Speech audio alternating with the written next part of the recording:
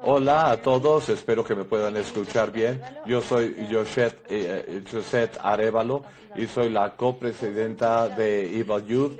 Bienvenidas a la tercera reunión de webinario Evil Youth, que son las aventuras en Blunderland, errores cometidos por los evaluadores y las lecciones que ellos aprenden de estos errores. Gracias por estar con nosotros.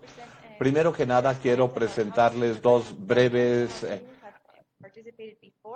diapositivas sobre cómo funciona la plataforma. Espero que las utilicen y las encuentren también prácticas en lo que es nuestra presentación de hoy. ¿Cómo se selecciona el idioma? Por ejemplo, estoy hablando en inglés en este momento, pero el webinario se está traduciendo al español, al francés y al ruso. Y si pueden ustedes seleccionar su idioma en la parte inferior derecha y pueden cambiar el idioma para tener la traducción simultánea. También, para interactuar, tienen una función de chat en la parte derecha de su pantalla. Por favor, ahí pueden mencionar de qué país provienen. Si hay alguna pregunta para los presentadores, interactuaremos con las preguntas y tendremos al final una sesión de preguntas y respuestas en este webinario. Por favor, interactúen entre sí. Nos gusta mucho la interacción con nuestros participantes. Ahora quiero explicarles lo que ha sido nuestro camino para llegar a esta presentación de Evil Youth e-Learning número 3. Evil Youth inició en el 2015 en Nepal, en el Foro Global de Evaluación, que es parte de nuestros socios de Evil Youth. En el 2016 la fuerza de trabajo número 3 se creó. Esta es una fuerza de trabajo a cargo de crear los webinarios y las conferencias digitales. Tenemos los copresidentes y las secretarías. En el diciembre de 2016 tuvimos nuestra primera conferencia virtual que se le llamó Construir puentes para la práctica de evaluación. En octubre de 2017 tuvimos nuestro primer webinario de e-learning y en noviembre de 2017 tuvimos nuestra segunda conferencia virtual, Encontrando tu lugar en el mundo que siempre está evolucionando de la evaluación. En enero de 2018 tuvimos el segundo seminario de e-learning 2 y ahora tenemos e-learning 3 y nos da mucho gusto que estén con nosotros el día de hoy. Queremos compartir con ustedes algunas características de los participantes. Tenemos 332 personas registradas para este webinario, es un número magnífico. Y pueden ustedes saber que tenemos 73 países participando y la edad promedio es 36 años, con un mínimo 5 años de experiencia en la evaluación. 77% de las personas registradas tienen evaluación como el centro de su trabajo y 43% son del grupo de voluntarios de evaluadores profesionales, que llamamos VOPE. Ahora también quiero reconocer a nuestros socios de Evil y a nuestros presentadores. Tenemos Kylie Hutchison, Susan Igras e Isaac Castillo. Gracias. También quiero agradecer a nuestros líderes de Evil Youth, Bianca Montrose Moorhead, Maris Gervais y Khalil Vitar, por su colaboración. Les agradecemos mucho. También tenemos a nuestra Fuerza de Trabajo 3 y su liderazgo, que soy Josette Arevalo, Sofía Estevas como copresidenta y Antonina Richoku como la secretaria de nuestra Fuerza de Trabajo número 3. También tenemos otros 3 miembros y nos da mucho gusto que hemos hecho esto posible: Daniel Ducay, Sara Osmein, Imad Karun, Gerardo Sánchez, Ana Erika Lareza y Kelsey Chaula. Gracias por todo el apoyo que nos han brindado para hacer esto una realidad. Y esto fue una breve introducción. Gracias por estar aquí. Tenemos 3 grandes presentadores. Primero tendremos la de Isaac Castillo, después Susan Igras y después la tercera presentación la hará Kylie Hutchinson. Cada uno de ellos presentará de 10 a 15 minutos y luego al final tendremos una sesión de preguntas y respuestas.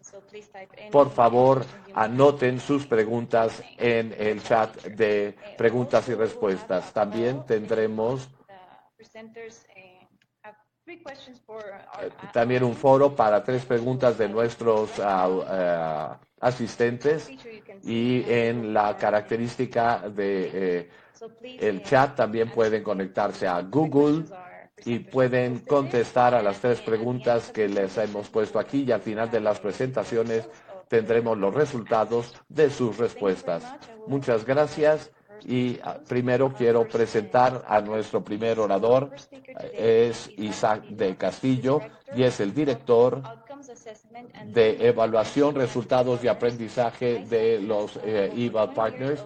Lleva más de 20 años en la gestión, evaluación y las distintas experiencias y actualmente también maneja distintos niveles y los procesos relacionados con la recopilación de datos. Previo a ser parte de PPP, estuvo en la iniciativa y también estuvo como investigador en jefe, donde ha trabajado con organizaciones no lucrativas en los Estados Unidos para el desarrollo, el desempeño y los diseños de evaluación. Isaac también fue el director de evaluación para el Centro de Latinoamericana, evaluación y también el grupo de trabajo. Y ahora pueden trabajar y seguirlo en Twitter, en Facebook y checar los resultados. Muchas gracias. Y tendremos ahora nuestra primera presentación con Isaac Castillo. Estoy en vivo, me pueden ver, yo puedo ver la presentación. Hola a todos, bienvenidos a nuestras presentaciones. Queríamos compartir con ustedes nuestro sentir sobre todas las lecciones y lo que hemos aprendido a lo largo de nuestra evaluación. Estamos un poco más avanzados como evaluadores y creo que algunos de ustedes estarán interesados en que compartamos los errores, los aprendizajes y los errores que hemos experimentado como un aprendizaje para todos ustedes conforme avanzan en el campo de la evaluación.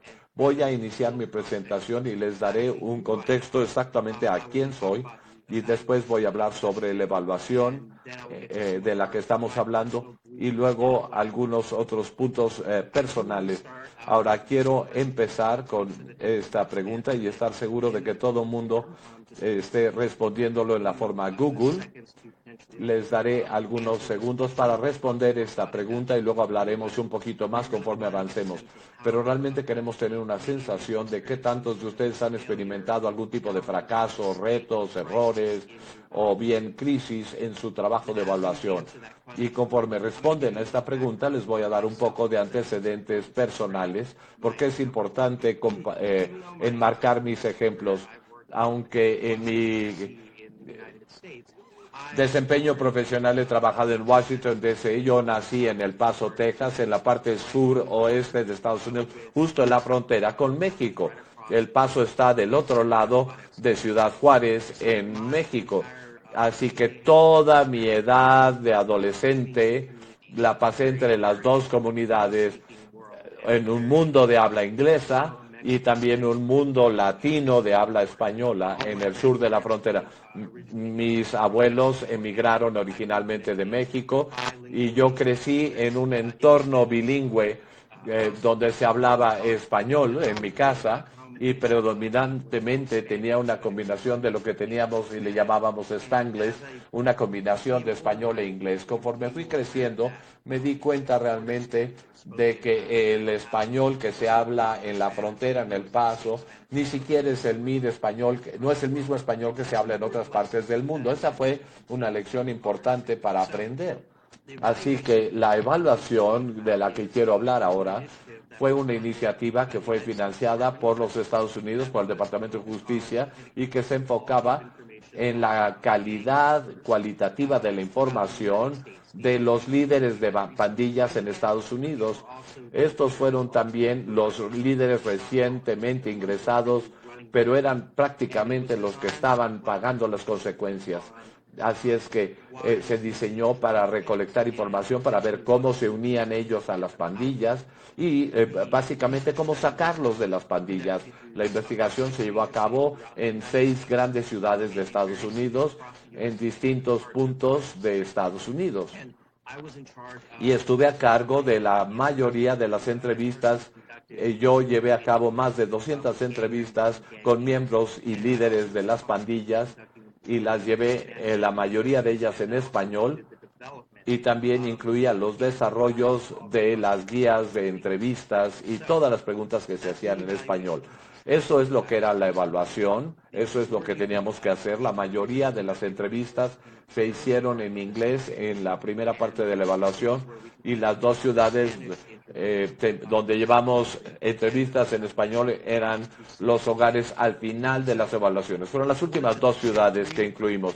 Y quiero compartir 3 retos de los ejemplos del tiempo en el cual estuve haciendo este tipo de trabajo con esta evaluación, y quería empezar con un ejemplo al mero principio. Por ejemplo, al inicio tuve una dinámica muy interesante donde simplemente saludaba a algunos de los participantes en español y usaba una forma muy tradicional de saludar: siéntate por favor, en las comunidades fronterizas. Pero rápidamente me di cuenta de que la gente volteaba y se veía entre sí, y es como les ofrecía el saludo en español, porque no estaban recibiendo lo que esperaban. En particular, cuando empezaba la entrevista, no me di cuenta de que muchos de los miembros de las pandillas con los que hablaba habían emigrado de los Estados Unidos, de El Salvador y de otras partes de Centroamérica, a donde el saludo, en lugar de siéntate por favor, se dice sentate por favor. Así es que no parece algo tan importante, es un cambio de una sola letra, pero ese mero situación que yo no conocía personalmente era con quién estaría yo entrevistando, sobre qué español tenía que utilizar, y esto de alguna manera desactivaba las entrevistas y creaba un plan colateral o un nivel que no decía de falta de confianza, pero de alguna manera no arrancaba las entrevistas de la mejor forma posible. Así es que parece una cosa mínima, pero sin embargo es muy importante. Es decir, el evaluador tiene que establecer una comunicación con la comunidad de las personas con la que no interactúas normalmente. Pero este es un ejemplo de un grupo de individuos que son muy sospechosos de los que vienen de afuera, como lo son los miembros de las pandillas. Así es que empecé por eso estas entrevistas de manera que no era la correcta. Y luego hubo una serie de preguntas que nos enfocábamos a preguntarle a los chicos, a los jóvenes, sobre sus amigos. Pero bueno, preguntarles lo que hacen sus amigos, los que experimentan, por qué están en pandillas, por qué participaban o se salían de las pandillas. Y la forma común en la que hablas de tus amigos en español es usar amigo. Ese es el término. Y bueno, ese era el término que usaba con la mayoría de mis colegas en México, en España y en otros lugares, que entienden que amigos es una forma para saludar a tus amigos en español, pero en El Salvador y en algunas partes de Centroamérica el término preferido es chero. Así que una vez más, esto es una manera donde me daba yo cuenta que utilizaba términos que eran correctos, legítimos, apropiados, y era la correcta traducción de la palabra, pero había temas culturales y de contexto que no conocía con anticipación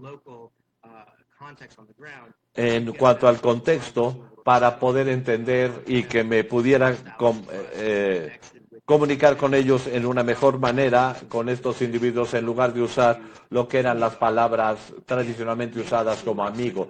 No parece ser una diferencia o algo tan importante en sí, pero esto, aparte del primer ejemplo que compartí, empezó realmente a impactar mi credibilidad con algunos miembros de estas pandillas, porque no entendía de dónde venían ni tampoco las experiencias que habían vivido.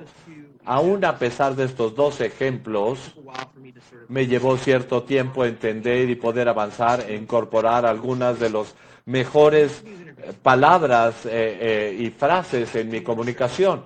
Pero bueno, quiero compartir un último ejemplo porque creo que esto nos ofrece un entendimiento a profundidad sobre esta interacción. Son cosas que pueden llevar a situaciones delicadas. Por ejemplo, quiero compartir una historia con este tipo de producto de la panadería. Por ejemplo, estaba yo con un miembro muy destacado de una pandilla y estábamos llegando a esa entrevista y pasamos por una panadería muy tradicional y vi en el aparador y mientras yo iba creciendo, este era uno de mis panes favoritos en mi familia, lo vi y casualmente le dije a este tipo, ¿te gustaría entrar a la panadería y compartir uno de estos panes? Y ahí me di cuenta que nosotros sabíamos que este tipo de pan se le llama concha, porque se ve como eso, como una concha de mar. Pero él y en este momento el resto de su pandilla ya había llegado y me vieron de una manera muy rara y me dijeron, a ver, repite lo que dijiste. Y dije, ¿quieres compartir una concha conmigo? Y entonces todos empezaron a realmente reventarse de la risa. Y bueno, una vez que dejaron de reírse, me explicaron que aunque técnicamente entendían de lo que yo estaba hablando, en el español que ellos utilizan, el término concha es una forma realmente denigrante de referirse a la genitalia. Así es que, pero bueno, la verdad es que ahí se rieron conmigo y dijeron que sí, sí querían compartir este pan dulce. Y miren, esto no hubo ningún daño, pero es una reflexión de cómo el idioma, cuando no somos cuidadosos en su utilización, puede llevar a situaciones delicadas e inapropiadas. Y en este momento, bueno, bajé la barra, no estaba pensando sobre las opciones del lenguaje y podía haber utilizado un término mucho mejor aceptado y llamarle pan dulce. Pero bueno, eso llevó a una situación que recuerdo siempre, pero fue muy simpática.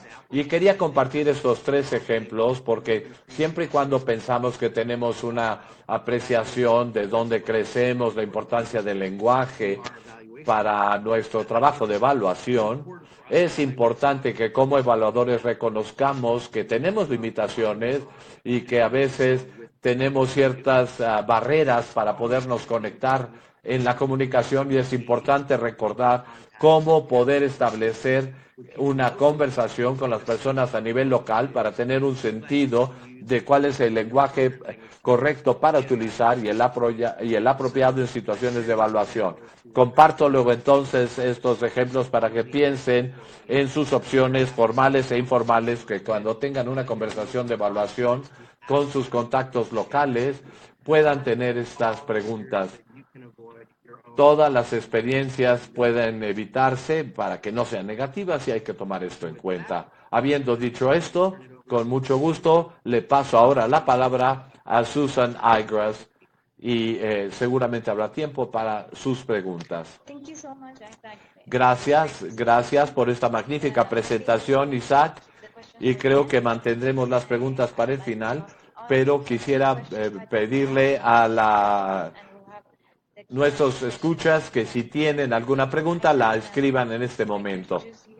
Ahora les voy a comunicar con nuestra segunda presentadora hoy, es Susan Igras.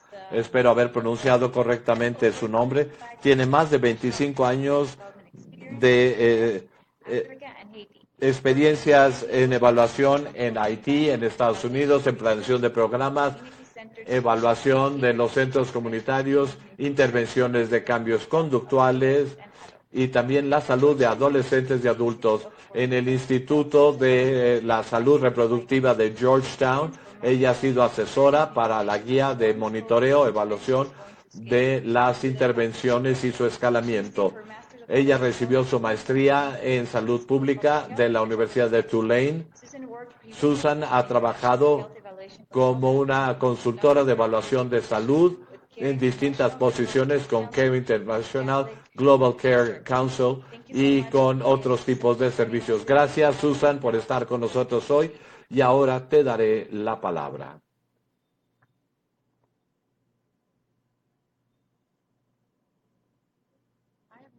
Hola a todos. Estoy tratando de cargar mi presentación. Hola a todos, me da mucho gusto estar aquí. Voy a hablar sobre algunos de los aspectos que ya hemos comentado con Isaac y luego voy a compartir algunas de mis experiencias sobre muchas de mis torpezas y todas las suposiciones que he hecho a lo largo de lo que tiene que ver con la evaluación, como alguien que en el momento en el que esta evaluación yo trabajaba para una ONG internacional en Nairobi y me pedían trabajar en otros países para implementar las evaluaciones y voy a compartir eso con ustedes. Y bueno, hay tantas torpezas que se cometen al conocer personas, pero que dan lugar a ciertas experiencias y reflexiones de aprendizaje en cuanto a cómo llevar a cabo nuestras evaluaciones. La pregunta que tengo para ustedes ahora, en mucha de mi experiencia y mis supuestos, se hacen sobre esas habilidades suaves que llevamos. Hemos hablado, por ejemplo, sobre comunicación, sobre escuchar, la empatía, el pensamiento creativo y varios aspectos que podemos llevar en nuestra evaluación y integrar así la ecuación completa. Y este es el estudio que voy a compartir. Fui enviada a trabajar a un país con la misma ONG con la que trabajaba yo. Ahí llevábamos a cabo el programa en ese país y teníamos una evaluación de su participación sobre un proyecto que estaba dirigido a la planeación familiar. Teníamos que ver con las comunidades que tenían una infraestructura muy simple en términos de servicios de salud y educación, pero también teníamos un crecimiento muy rápido de población y el gobierno quería integrar métodos de planeación familiar. La organización tenía que ver con aspectos de un enfoque en crecimiento, aspectos etnográficos, creábamos también estabilidad en la población y también creábamos unos espacios mucho más positivos. Íbamos a distintas poblaciones, pasábamos 3 meses ahí, hablábamos con las personas mayores, incrementábamos su adaptabilidad social. Y esto lo hacíamos después de 3 meses y después íbamos a otra distinta población. Lo hicimos en 3 distintas zonas del país. Y si esto trabajaba bien, bueno, esto podía expandirse. Así que yo tuve que llevar a cabo la evaluación de medio término, de medio tiempo, y el gobierno, los donadores, las ONGs estaban trabajando con todos y esperábamos que esta fuera una evaluación muy amistosa y la diseñamos de una manera donde eran solamente unos cuantos miembros del ministerio, de la ONG, el gerente del proyecto y el coordinador del programa y el trabajador de campo.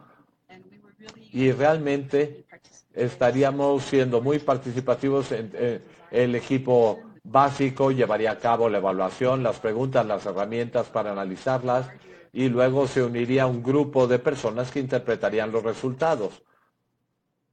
Era un grupo bastante mixto.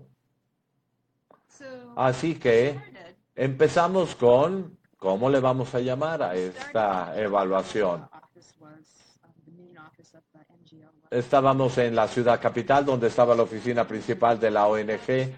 ¿Cómo vamos a hacer la evaluación? ¿Cómo la vamos a implementar? ¿Cómo vamos a diseñar nuestras preguntas? Y luego poder pasar pero para el tercer día de estos 3 o 5 días de estar trabajando en la preparación de la evaluación, en una de estas reuniones con mi equipo, de repente algo muy raro pasó. Y dijimos, a ver, ¿qué está sucediendo? Todo el mundo estaba haciendo preguntas muy elaboradas, pero algo les preocupaba. Y a la mitad de la reunión dije, a ver, ¿qué pasa? ¿Qué pasa aquí? Y después de estar discutiendo, bueno, la verdad es que ahí nos dimos cuenta de que la palabra evaluación era algo que molestaba a las personas, que lo encontraban que era todo un reto, algo que los amenazaba, los alteraba. Así es que empezamos a buscar en una forma más correcta de llamarlo. Y bueno, ¿cómo le llamamos? ¿Por qué ponemos un nombre diferente? Y empezamos a buscar esto, pero bueno, mi primer torpeza es asumir que la palabra evaluación tiene una buena connotación en todas partes y eso no necesariamente es lo correcto.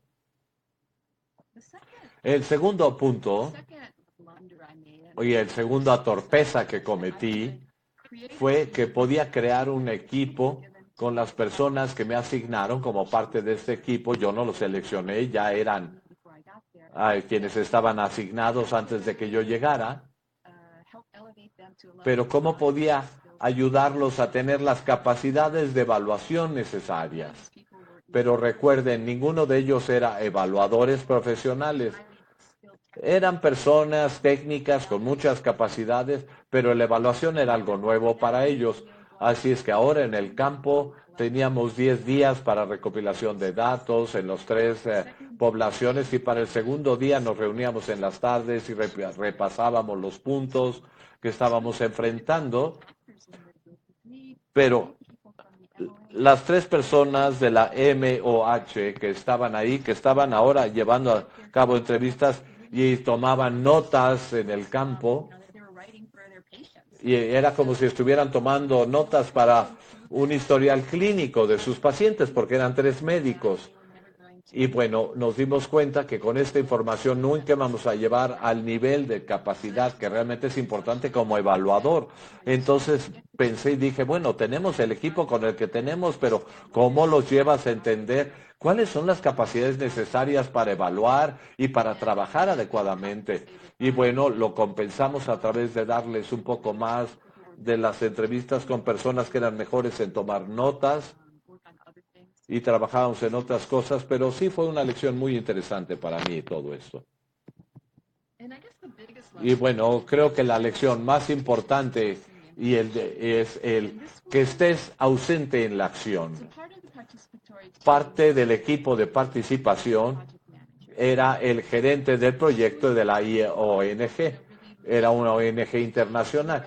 Y cómo podían avanzar y ciertas recomendaciones que surgirían como resultado de esta evaluación. Y desde el mero inicio parecía ser extraño que no estaba ahí, por ejemplo, para ver lo que encontrábamos en la evaluación. Siempre estaba organizando cosas, haciendo investigación. Y llegamos a la fase de recopilación de datos y veíamos los proyectos y casi nunca estaba presente. Y bueno, cuando estaba con nosotros estaba de alguna manera ausente. Y esto no me quedaba muy claro qué era lo que estaba sucediendo. Bueno, lo que yo me preguntaba es que ella quisiera estar ahí porque ella iba a ser la que iba a dar lugar a los cambios. Eso fue algo que yo asumí enormemente, pero ahí me senté con ella y le dije, ¿por qué nunca estás presente? ¿Qué pasa? ¿Qué está mal? Y ella realmente nunca me dio una buena respuesta. Eso me puso en una posición muy delicada como supervisora porque ella realmente estaba amenazando de alguna manera lo que eran los resultados de nuestra evaluación. Así es que sabía yo que iba a hablar con su supervisor. Y bueno, muy pronto dejó el equipo de evaluación, pero finalmente abandonó la organización como un par de meses después de el final de nuestra evaluación. Así es que yo me preguntaba que si hubiera manejado esto mejor, ¿qué hubiera hecho? ¿Qué podría haber hecho mejor? Y la otra torpeza que cometí, bueno, no una torpeza, pero sí me pregunto que cuando tenemos estas situaciones de distintas culturas, bueno, a veces ves lo que sucede, pero no se habla a nivel equipo. Es decir, no se establece realmente una interacción a nivel de lo que es la evaluación y la importancia que ésta tiene. Es interesante, pero ver esto en retrospectiva me permite ver que una de las grandes lecciones que sigue aún presente es el entender la historia y la historia social y política. Pues aquellas personas y todo el equipo con el que yo estaba trabajando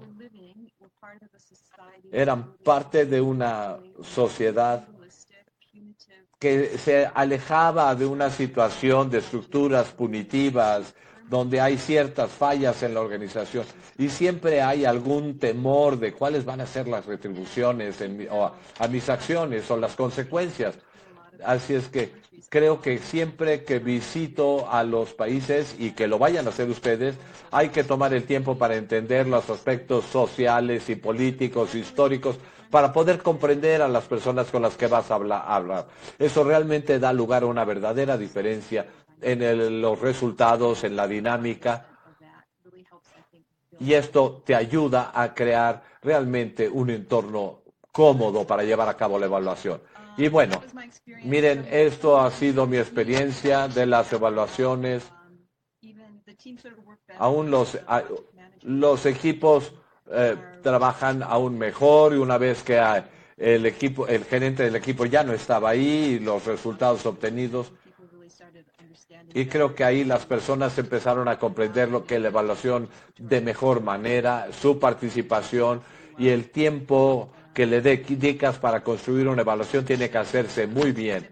Quiero mostrarles donde yo crecí, al centro de los Estados Unidos, pero pasé la mayor parte de mi vida en el extranjero, y esos son los lugares donde he estado, y eso ha dado lugar a distintos marcos de referencia para entender cómo trabajas en las distintas culturas, cómo desarrollas esas capacidades suaves de interacción con aquellos a quienes vas a evaluar, y vas a manejar la evaluación de manera mucho más efectiva. Y esto es lo que hemos hecho. Muchas gracias. Creo que ahora le pasaré la palabra nuevamente a Josette. Gracias, Susan. Espero no haberte cortado, pero espero que hayas terminado. Gracias por una magnífica presentación. Es muy inspiradora y nos ayuda a entender y aprender de nuestros errores. La siguiente presentación la hará Kylie Hutchinson. Kylie Hutchinson es una evaluadora independiente y directora de las soluciones comunitarias de evaluación. Ella ingresó a la evaluación en 1998 y lleva ya 20 años ahí. Ha sido miembro de los temas de sustentabilidad para la Asociación de Evaluación Americana, la Asociación Canadiense de Evaluadores, y también en sus webinarios. Su pasión es la teoría de la evaluación y cómo se traduce en recursos prácticos para evaluadores en el mundo. Ha creado 3 libros: el reportaje de evaluación, cómo sobrevivir y luchar en los programas de sustentabilidad, y Multi-Albert Collection de historias y fracasos de evaluación, que se publicará en el 2018. Kylie ha participado en varios temas de evaluación y la pueden contactar en Twitter. Kylie, muchas gracias, y es un placer que estés con nosotros el día de hoy, y te agradecemos mucho tu presentación, y tienes ahora la palabra. Gracias, Joseph. Solo estoy esperando a que se ponga mi presentación en la pantalla para poder arrancar. No estoy segura, no sé si tengo que hacer algo yo para que salgan mi presentación en la pantalla. Bueno, no las veo en la pantalla. ¿O soy yo quien las debo de poner? A ver, déjame ver. Creo que ya se las había enviado a ustedes. Estoy un poco confundida. No puedo aún ver. No están en mi pantalla, pero bueno, todavía veo la de Susan. I just took the floor back. When you have control, when I give you the floor, you can click next. En el momento en el que te dé la palabra, tú puedes poner next, y ahí tienes ya la primera diapositiva, y después ya tú le puedes ir cambiando personalmente y tienes el control de tu presentación. Tienes la palabra otra vez, Kylie. Perdón. Estaba yo retrasado en ver. Bueno, gracias a todos por estar con nosotros. Ahora me toca compartir con ustedes cuáles han sido mis torpezas. Yo vivo fuera de Vancouver, en la parte oriental de Canadá, y ciertamente tenemos muchos centros urbanos, pero también tenemos muchas comunidades rurales y suburbanas. Esto es para recordarles que tenemos esas 3 preguntas para ustedes a responder en las pantallas, y si no las revisamos después.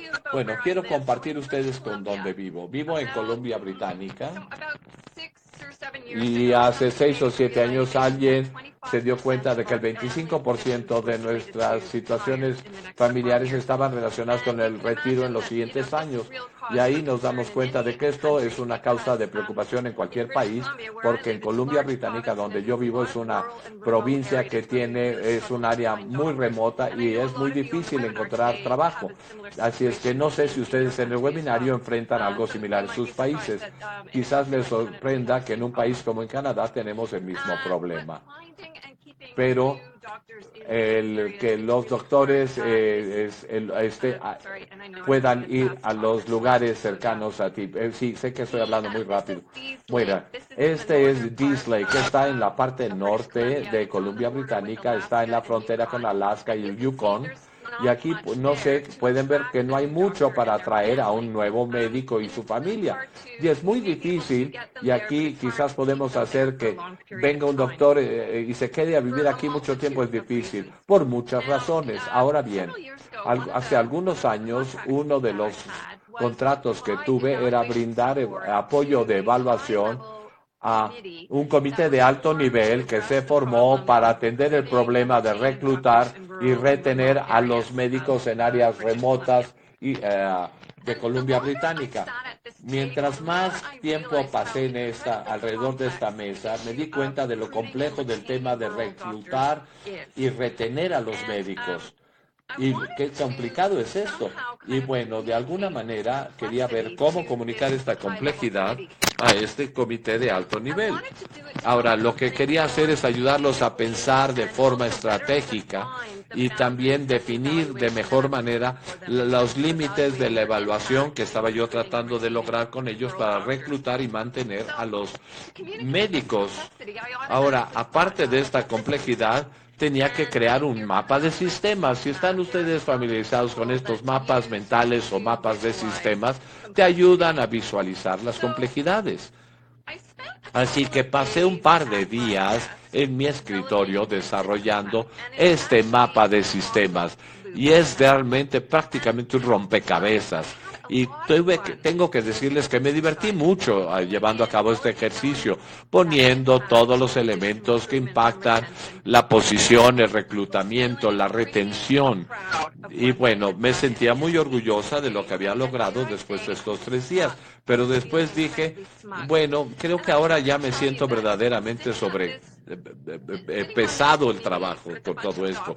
Pues empecé a reunirme con un grupo de doctores y a ellos no les importaba que yo fuera una evaluadora. No les importaba la evaluación y la capacidad y el desarrollo de capacidades de evaluador y todo lo que tenía que hacer con el grupo. Ellos son médicos y bueno, había un cierto nivel de ego alrededor de la mesa y no les importaba realmente lo que yo hacía. Era demasiado poca cosa para ellos. Así que cuando elaboré este mapa, pensaba, sí, ahora sí, esto es lo que realmente va a ayudarlos a comprender la complejidad de qué es lo que están enfrentando, ser más estratégicos. Y también dije, bueno, a lo mejor voy a tener un poco de respeto y de reconocimiento por el trabajo que he hecho. Eso esperaba. Pero les expliqué a mayor detalle y entonces con esto ponía todas las barreras para la retención y para el reclutamiento y todas las otras líneas en azul y las otras en rojo. Y ahí me daba cuenta que con estas flechas eran todas las estrategias, los puntos de nivelación y cómo todo esto se brincaba constantemente. Pues era realmente un ejercicio muy motivante y me hizo aprender mucho y me quedaba muy claro a dónde este comité tenía que intervenir. Era más que simple, increíblemente simple. Ahora, no sé si algunos de ustedes están familiarizados con la película Kevin Costner, Llena los sueños, pero en esta película dice que si lo construyes, van a venir. Y yo tuve la misma idea, que si yo desarrollaba este mapa de sistemas, mi comunidad tendría información, podría desarrollar conclusiones, sugerencias, estrategias. Era demasiado simple. Así que probablemente lo imprimí en un papel de 11 por 17 y lo puse como un mapa mental en el escritorio de cada uno de los miembros. Y aquí hay algo que lo he hecho un poco a perder, pero bueno, veía yo alrededor de la sala, presenté mi mapa y estaba listo para facilitar esta conversación profunda y significativa sobre el tema. Y miren, así me veían cuando estaban todos alrededor de la mesa. Así es que empecé a escucharlos ahí diciendo como que esto es demasiado. Y uno de los gerentes, que sé que era muy agudo, muy inteligente, me vio directamente y me dijo, la verdad no te entiendo, ¿eh? Así que mi siguiente paso fue tratar de explicarlo y ponerlo en un póster. Y luego lo llevé a la siguiente reunión. Y dije, bueno, a lo mejor si lo pongo en una hoja mucho más grande van a ver que verdaderamente es genial. Pero aún así no lo utilizaron. Todavía no lo entendían. Y ahora está en mi oficina y no sirve de nada. Esto ciertamente impactó mi credibilidad y mi reputación en el comité y necesitaba ciertos puntos positivos y la verdad es que obtuve lo contrario. Creo que afecté mi reputación. Así que unos cuantos meses después estaba participando en la Asociación Americana de Evaluación, donde tienen un sistema de evaluaciones, es un grupo, y tuvieron una conferencia virtual. Y bueno, yo me fui a uno de los grupos y compartí sobre herramientas y estrategias para la visualización de sistemas y les compartí la historia. Y uno de los miembros del grupo me dijo, bueno, mira, a lo mejor hay mejores... funcionan mejor como una herramienta de investigación que como una herramienta de comunicación. Y dije, creo que tienes razón. Mi idea original como un mapa de sistemas era completamente erróneo. Así que les pido a todos ustedes en el webinario si entenderían algo como esto si se los dieran en un informe o como parte de una reunión o de una junta de consejo. Y si la vieran, la podrían identificar y la entenderían, o si alguien te lo diera solamente para discutirlo. Así es que, ¿qué hay de que te diera yo algo como esto? Personalmente, cuando yo veo imágenes como esto, mi cerebro se cierra. Simplemente dice, mira, la verdad es que, uy, ¿qué es esto? No puedo decir la palabra en el webinario, pero ya se imaginan qué es. ¿Para qué sirve toda esta mugre? Así es que no sé si ustedes piensan lo mismo. Pero ahí me di cuenta, en retrospectiva, que yo tenía que pensar en la complejidad personalmente e identificar las conexiones diferentes, los aspectos que son barreras, los aspectos que son facilitadores para llevar a cabo una estrategia. Así que ahí me di cuenta de que lo importante es el proceso y no necesariamente el resultado o el producto. Así que lo que aprendí y lo que quiero compartir con ustedes es no hagan las cosas solos. Y por supuesto, quiero decir con esto que involucrar a otros es una de las formas principales como evaluadores en las cuales incrementamos el uso de la evaluación. Y ya todos deberíamos de saber esto, y yo también. Pero bueno, lo que quiero decirles es que el hacerlo en conjunto hace que todos entiendan mejor qué es lo que sucede en el sistema, identifican todos los elementos que van a tener un impacto en el punto principal y nos va a reducir el número de problemas. Y bueno, esto me lleva a lo que dijo Richard Beckard en más o menos los años 80 sobre la evaluación y otras cosas. A menudo las personas van a apoyar aquello que han ayudado a crear. Así que ahora estoy solamente esperando el tener otra oportunidad para otro mapa de sistemas, pero esta ocasión lo voy a hacer con los actores relevantes involucrados, no para ellos, sino junto con ellos. Y bueno, creo que esto te da una imagen mucho más rica y hicimos un experimento con esto. Esto es como un mapa sistémico, pero las personas pueden identificar más de una imagen que en temas complejos prefieren las imágenes en lugar de los textos y las flechitas que van de un lado al otro. Las imágenes como estas son muy positivas, pueden dar distintas perspectivas de los distintos participantes y pueden ser muy explícitas sobre aspectos que son políticas, conflictos, emociones. y no tienen que ser realmente tan apropiadas, sino tienen que tener un sentido para quienes los van a usar. Esas han sido las torpezas que yo he cometido y por favor únanse ustedes a al mundo de los mapas de sistemas. Y miren, las experiencias vienen de un buen juicio, pero ¿de dónde viene la experiencia? Pues de las decisiones de buen juicio también. Y también hay un libro que estoy editando con Isaac y Susan y otros 20 evaluadores, y con otros evaluadores como Paul Costello, James Davidson, quienes han compartido sus historias o sus torpezas cometidas en la evaluación. Esto es un comercial y estará listo este libro a finales del 2018. Bien, ahora, Josette, te doy la palabra nuevamente. Gracias, Kylie. Estas han sido 3 magníficas presentaciones. Todos hemos aprendido mucho. Ahora tenemos más o menos unos 10 minutos para preguntas y respuestas. Y tenemos algunas preguntas para cada uno de los presentadores que tenemos ya aquí en nuestro chat. Y bueno, si hay tiempo las incluiremos. La primera pregunta es para Isaac. Y luego hay 2 preguntas para Susan y 2 para Kylie. La primera pregunta para Isaac.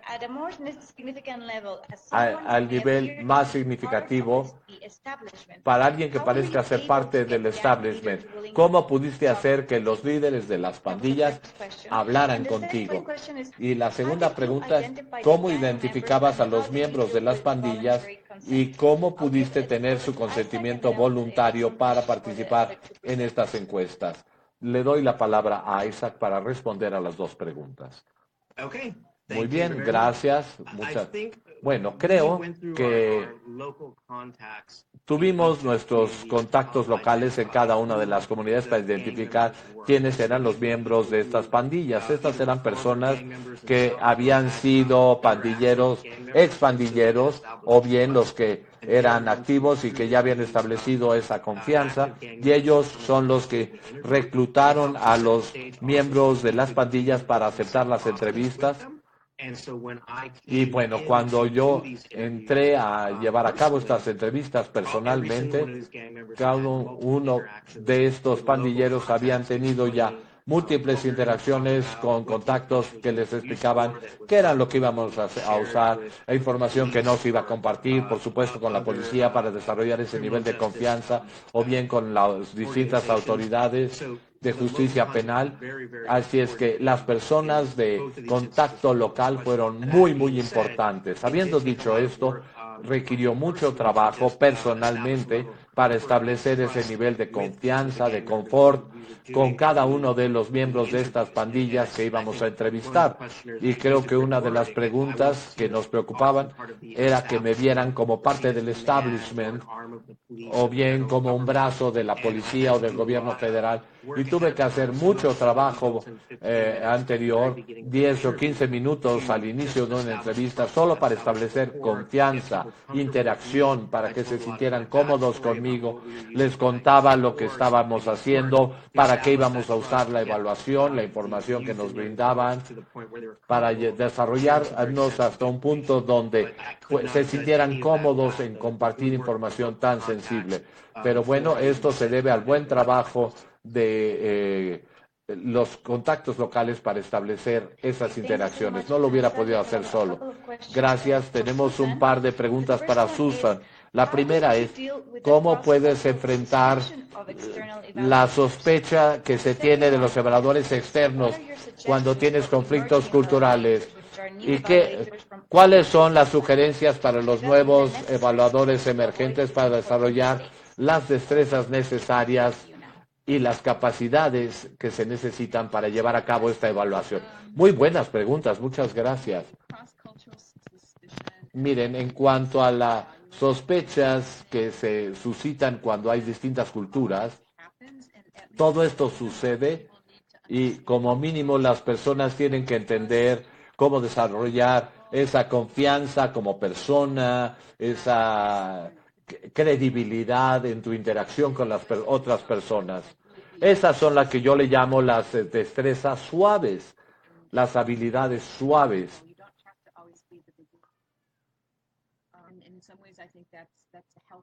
Creo que eso en sí mismo puede ser la forma correcta de establecer un buen tono de conversación. En el ejemplo que yo compartía con ustedes, bueno, yo era parte de una ONG, yo era parte de la organización, pero de alguna manera yo era un extraño porque venía de afuera a interactuar con esa organización. Creo que hay que hacer mucho más de lo que yo hice, pero también hay el tema de la credibilidad, a donde cuando tienes estas evaluaciones de participación, yo era la única persona que no era de esa nacionalidad, no era del país a donde llevamos a cabo la evaluación. Así es que hubo ese problema de credibilidad en cuanto a la forma de la evaluación. Y bueno, hay que tratar de evitar el crear ese tipo de sospechas. Ahora, sugerencias para los evaluadores. Hay que checar con todos los supuestos que pones, es decir, quiénes somos, con quiénes estamos trabajando, cuál es el programa. Es decir, siempre hay que estar alerta a cuestionarte a ti mismo y ver la flexibilidad para cambiar tus supuestos o directrices, y los aspectos deben de ser relevantes para la tarea que vas a desarrollar. Ahora bien, el entender este rango de habilidades suaves a nivel político, a nivel de evaluación, no importa con qué sector trabajes, pero tienes que aplicarlas. Y a menudo no nos enseñan realmente lo suficiente del trabajo en equipo en las escuelas. Hay que desarrollar otras habilidades, desarrollar una verdadera empatía y poder entender y tener una comprensión de dónde debes de hablar, dónde no debes de hablar, con quién debes de hablar. Todo esto es parte de lo que tienes que hacer conforme estés administrando una evaluación.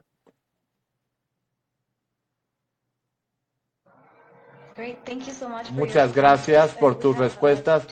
Y tenemos dos preguntas para Kylie. Creo que ya no tendremos más tiempo, tenemos muchas preguntas, pero esperamos podérselas enviar para que contacten ustedes a los presentadores y les respondan a las preguntas. La primera pregunta para Kylie es, este mapa relacionado con los mapas sistémicos no es solo el mapa para la teoría del cambio, sino cuál es la diferencia. Y el segundo, cuáles son las herramientas diferentes utilizadas en una evaluación y si es posible destacar amenazas y oportunidades. Antes de dar la palabra a Kylie, quiero mencionarles que sobre la encuesta que pusimos ahí con las preguntas que ha respondido la pregunta, tenemos 28 respuestas y voy a tratar de compartir en la pantalla. Aguántenme un poquito, por favor, para que puedan ver cuáles han sido las respuestas. No sé si puedan ver mi diapositiva en la pantalla. Sí, ya todavía no, hay un poco de retraso, vamos a ver si creo que no está funcionando, pero bueno, la leeré. Para la pregunta, ¿has experimentado un fallo, un error o un reto en la evaluación anteriormente? 75% dijo que sí, pero lo sobreviví. O 18% dijo sí, pero sigo haciéndolo mal. Y solo un poco de personas donde dijeron 3.6 dijeron no, aún no, y un 3.6% dijo no estoy seguro. Para la segunda pregunta, ¿cómo caracterizarán mejor la naturaleza de tu error o reto? No las voy a leer todas, pero quizás la primera son relaciones, por ejemplo, cómo involucrarte con las comunicaciones, con los sectores relevantes, y la segunda, muy importante, los sistemas de métricas para los reportes y las destrezas de evaluación. Para la tercera pregunta es ¿cómo enfrentas estos retos? 50% y 7%. Esto creo que de alguna manera nos da un sentido de lo que todos hemos experimentado como torpezas. Y ahora le daré la palabra a Kylie y también pueden ustedes escribir sus preguntas en nuestra función de chat. Gracias. Kylie, tienes la palabra. Gracias, Joseph. Bueno, cuando menos la primera pregunta es ¿cuál es la diferencia entre la teoría del cambio y un mapa de sistemas? Un mapa de sistemas es un poco más complejo. Creo que la teoría del cambio puede ir de ser el modelo lógico, que es increíblemente lineal, y luego toma en consideración todos los factores y elementos en el sistema que lo rodean el tema que estamos tratando de atender. La teoría del cambio puede ser un poco más extensivo e incluye supuestos, presunciones, conflictos y aspectos así, pero un mapa de sistemas trata de visualmente desplegar las cosas.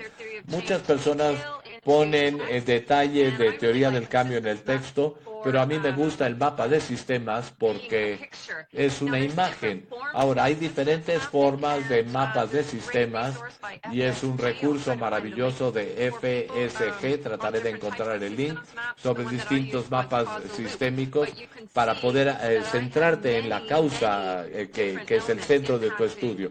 Pero esto tiene muchos elementos que tendrán un impacto en el tema y el impacto que esperamos obtener. Pero no tiene que ver tanto con la teoría del cambio nada más, pero no sé si alguien más tenga algo que agregar. Ahora, en términos de herramientas para identificar oportunidades, hay distintos elementos disponibles, por ejemplo, las distintas oportunidades, intercambios. Creo que lo que debemos llevarnos es que cualquiera que sea la herramienta que utilices, no lo hagas solo. Es decir, esto es lo que queremos lograr, hay que compartirlo con los elementos que podrían interferir en lograrlo. Hay algunas barreras o algunos facilitadores. Y tengo que decirles que cuando estoy involucrando a los actores relevantes en todo este proceso, todos conocen muy bien lo que esto significa, porque si le preguntas a cualquier personal de tu equipo, están ya más que familiarizados con todos los aspectos negativos y con las barreras que van a prevenir el avance de una evaluación. Por ejemplo, yo trabajaba en Zambia, donde poníamos los elementos, por ejemplo, en una tablet, y el equipo venía y me decían, sí, pero ¿qué pasa si se van a la escuela y pierden la tablet, ¿no?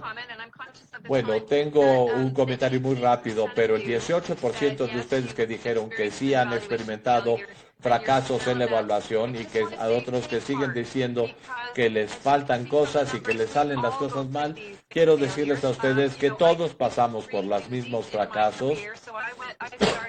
Yo empecé en 1998 personalmente, he tenido 3 y la primera vez, créanme que me llevó años compartir mis errores y de hecho me tuve que aislar durante 2 días y mi esposo y yo, por ejemplo, a veces tuvimos que tomar un par de botellas de vino para poder entender esto. Mi consejo es, con el tiempo vas a reflexionar, vas a avanzar y vas a poder evolucionar en el uso de las evaluaciones. Thanks so much for these answers and for all your presentations. We had 3 great presenters today and we're very slides. Just thank you again. Gracias por sus magníficas presentaciones a Susan, Isaac y Kyle. Y por favor, denos su retroalimentación. Esto nos ayuda a mejorar lo que estamos haciendo y también aprendemos de nuestros errores.